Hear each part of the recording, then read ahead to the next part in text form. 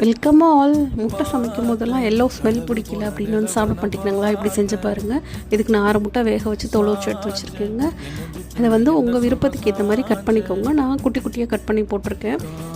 இதில் வந்து பெப்பர் ஃபுல்லாக வந்துட்டு தூவி விட்டுக்கோங்க. தேவையான அளவு உப்பு போட்டு அப்படியே வந்து மூடி ஒரு 10 நிமிஷம் வச்சுக்கோங்க. 10 நிமிஷம் கழிச்சு எடுத்து ஒரு அந்த மஞ்சக்கருவெல்லாம் படுற மாதிரி நல்லா வந்து ஒரு கிளறி ஒரு 5 மினிட்ஸ் விட்டுருங்க. அப்படியே நீங்கள் சர்வ் பண்ணாலும் எல்லோவோட ஸ்மெல்லே வராதுங்க. இது மிளகு வந்து காரமாக இருக்குது அப்படின்னு நினைக்கிறவங்களுக்கு மேலே வந்து நல்லெண்ணெய் தூவி வந்துட்டு கிளறி கொடுங்க.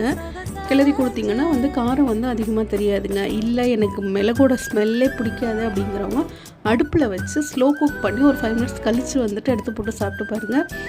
மஞ்சக்கருவோட ஸ்மெல் சுத்தமாக வராது. டேஸ்ட் அல்டிமேட்டாக இருக்குங்க. அடுப்பில் நிற்கும் போது கொஞ்சம் பொறுப்போடையும் பாசத்தோடையும் சமைச்சு கொடுத்தீங்கன்னா எப்போதுமே டேஸ்ட்டு செமதாங்க.